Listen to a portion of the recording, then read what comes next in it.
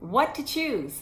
Selling as is or upgrades that increase home value? That's our topic today. Let's get started right after this.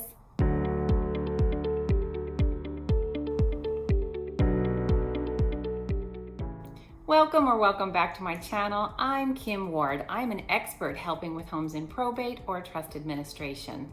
So you've decided to watch this channel and specifically this video, so you're probably wondering what to choose. Are you going to do a sale as is, or do you want to do upgrades that will increase the home's value for you? Deciding whether to sell in current condition or to invest in increasing the value of the home is a big decision. Of course, you only want to do repairs if it's going to maximize the net proceeds for the estate. And that depends on 3 factors. 1, property condition. 2, the current market conditions. And 3, the financial ability of the estate to be able to pay for the services. Traditional buyers ultimately pay much more for a property than investors, which why in some cases doing the repairs is your best step.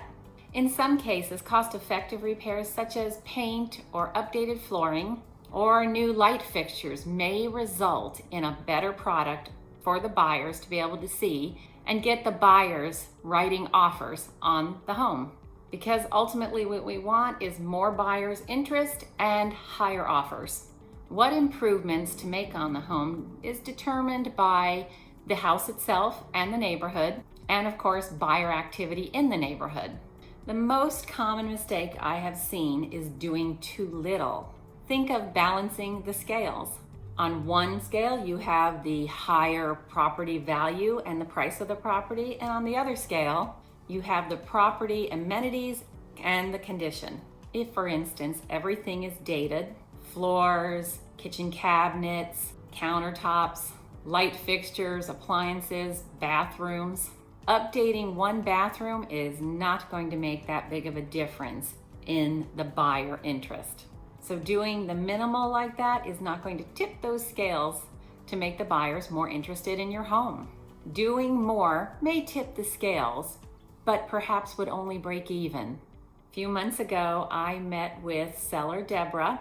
She was in charge of selling her mother's home in Chula Vista.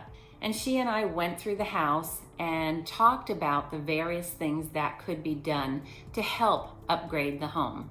Now, the place was in pretty good condition. It did have tile floors throughout, but they weren't matching tile floors. It had very taste-specific paint colors. One of the bedrooms had been turned into a closet because that's what her mother wanted. And there were some other things that really needed to be addressed. Oh, the microwave. So there were really nice stainless steel appliances, the dishwasher, the stove, and the refrigerator, but the microwave had not been changed out and was white, or maybe it was almond. So I sat with Deborah and I gave her a list of things that could be done to help make the property more attractive to your traditional buyer.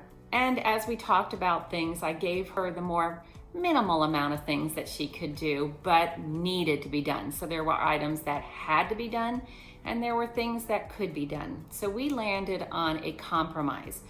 We changed out the closet room back into a bedroom.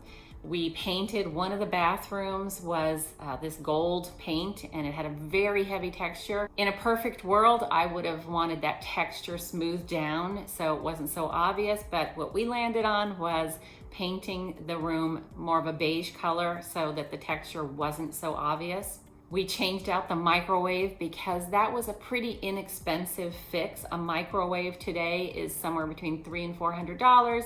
And to install it, it was another $100. It was $500 well worth putting into the estate so that the kitchen now looked very updated. So in this particular case, we chose not to paint out the house to a more neutral color paint. Instead, I am going to be using some staging to soften things up, and I'm very confident we're going to sell the property at the list price, if not above. So as you can see in Deborah's case, we landed on something that we addressed the things that absolutely had to be taken care of and let the other things go. And the reason is because our market is still very strong here in San Diego County. And I feel confident that buyers will be okay with the very brightly colored rooms and will be interested in the home, and then they can go in after they own it and paint it their style. So as you can see, understanding what upgrades and condition will yield what price is critical, because I know you want to make the best decision for the estate. Markets are constantly shifting here in San Diego, and buyer preferences in colors and carpet, things like that, is also shifting. So this is where skill and experience and knowledge makes all the difference in choosing what you're going to do for the home to make it more attractive to buyers and what you're not going to do. Knowing what buyers will and will not pay for in the current market is the difference between increasing or decreasing the overall net proceeds for the estate.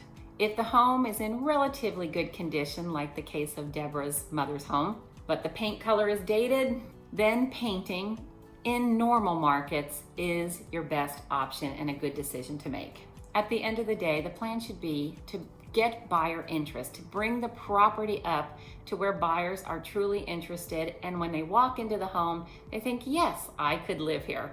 Because those are the buyers that we want in most cases rather than investors. Because you'll find if you have a home that is not in pristine condition, you will find that investors are going to make you offers, but they're going to be extremely lower than what a traditional buyer will be willing to pay for their home, ultimately providing the estate with a higher net proceeds.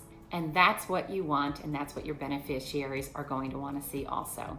If you liked this, please give me a thumbs up. Please hit that bell button to be notified of my upcoming videos, and I do one every week for you in most cases. And comment down below, ask questions if you have them. I'll be sure to answer them. And don't forget to subscribe to this channel. And thank you for watching. See you next week.